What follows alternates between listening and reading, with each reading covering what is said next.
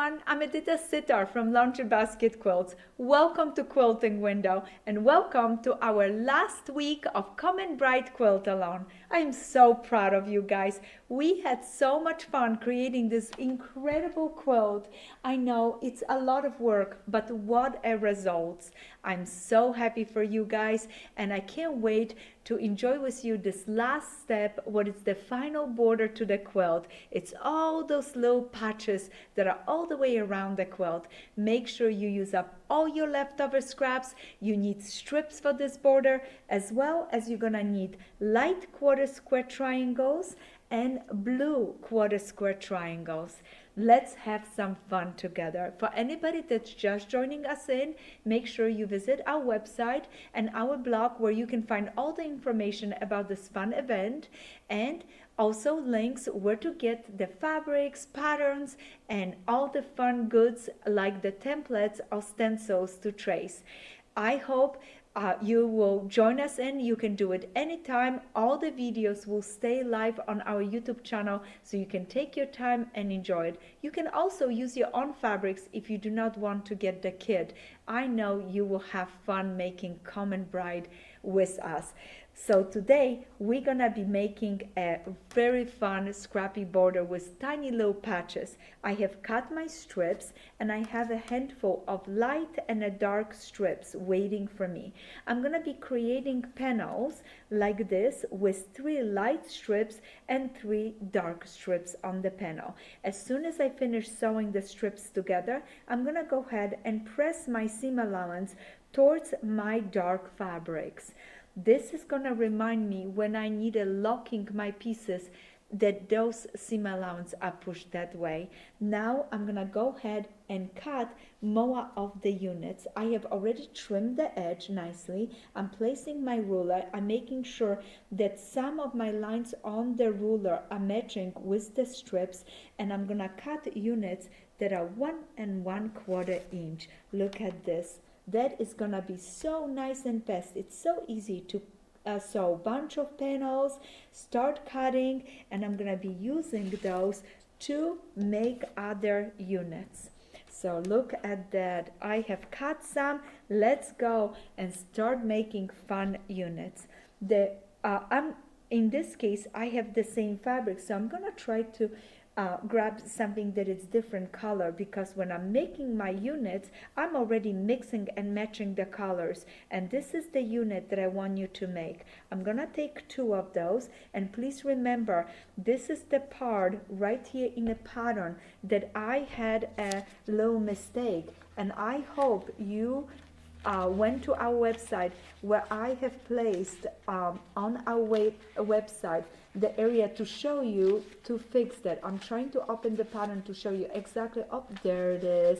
It was just hiding away from me. So make sure you check this, that you have it correct, okay? It's on our website, so you don't sew your units on backwards. I'm so sorry that this happened. So right now, we know all what we need to do. We're gonna have a dark always on the right side, light on my left. I'm gonna take those 2 units together and I'm gonna place them right sides together. We're gonna stitch and create this beautiful unit. Yes? Now let's press it one way, and now we're gonna be adding a light and a dark fabric to all of the units. All right, I'm gonna add a dark in the bottom, light on the top, and I'm gonna just place it like this, stitch, flip it open, and do the same thing on this side. You will follow the directions in the pattern how many of those you need to make. The next step, you're gonna go ahead and look at what I did. I have a bunch of them. Now all that I'm gonna do is shift it down 2 squares, shift it down 2 squares, and place this right sides together. And because I push my seam allowance towards the light fabric, the triangle, this seam is gonna lock really nice right here, and the same here. I push towards the dark triangle, this seam is gonna lock so nice. So all that I'm gonna do is place them together, take my pins, pin it really nice right there, do another pin right here in the bottom part, and make sure that all my seams between the patches are locking so nice, and all they have to do is stitch and flip it open. I need many of those units, because then I'm gonna line them up and create a border. There are also few other units that we need to create. We're gonna need to make 4 corner units, okay, like this, for the corner of the quilt. So how do I do that? I'm gonna go ahead and take my pre-sewn units and create a smaller sections. I have 2 blocks like this. I have another one right here, and I'm following the pattern. Everything is there, and following the directions to get enough of those. I'm just lining it up so you see it. Then we're missing one right here. I'm counting, everything is in a pattern, and laying those out.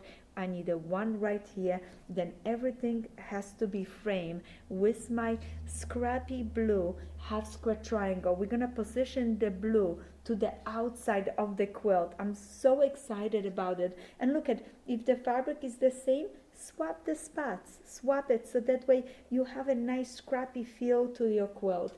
And we're gonna finish with a half square triangle for the top.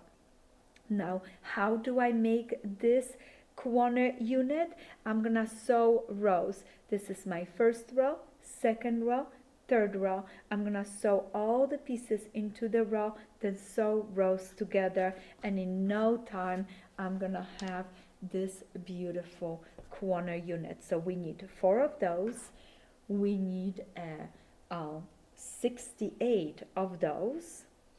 And the last low unit, I know, so exciting, I'm gonna need this unit. And just to show you something that I have been playing with it and do it, when I have those pieces, I can look at what I need for my unit, and I can take gently apart anything that I needed. Oh, I needed 1, 2, 3, 4. All right, I have my 4.